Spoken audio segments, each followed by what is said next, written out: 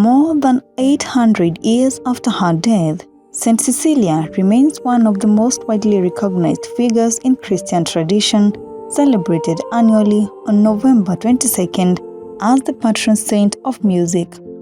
Her story, preserved through early Christian writings and later tradition, blends documented persecution in enduring legend, offering a portrait of a woman whose faith held firm under the pressures of imperial Rome. According to ancient sources, Cecilia was born into a distinguished Roman family.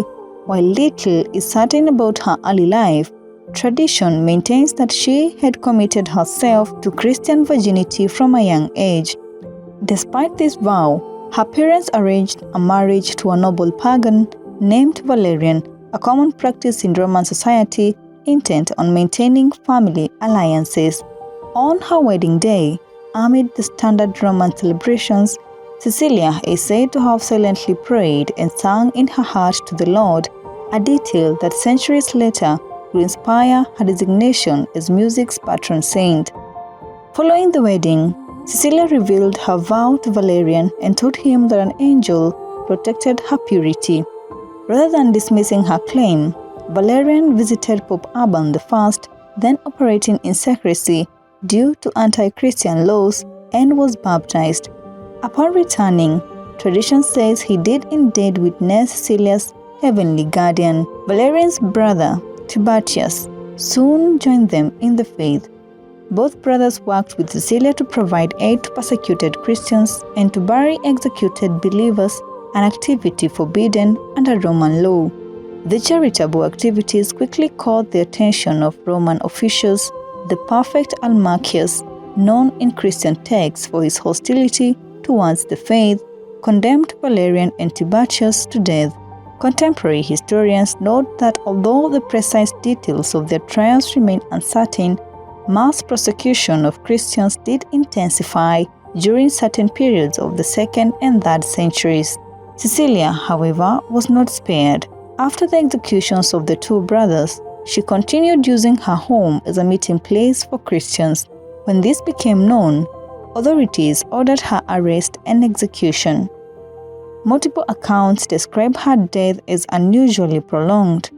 The executioner reportedly attempted to kill her with a sword, 3 blows being legally permitted, but failed to sever her neck.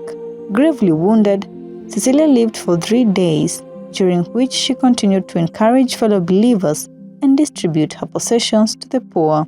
She died as a martyr, a status officially recognized by the early church. Cecilia was buried in the catacombs of Calixtus, one of Rome's most important early Christian burial sites. In the year 1599, during a renovation commissioned at the site, her body was reportedly found incorrupt, lying on its side, as though peacefully asleep. Sculptor Stefano Madano was commissioned to create a life-sized statue based on the discovery, a work that still draws thousands of visitors to Santa Cecilia, the basilica erected atop the site of her former home. The connection between Cecilia and music emerged prominently in the Middle Ages when poets, composers, and guilds began invoking her as their patron. Today, Saint Cecilia is commemorated globally on November 22nd. Choirs hold concerts in her honor, parishes celebrate special masses, and musicians continue to invoke her as a figure who embodies the harmony between faith and art.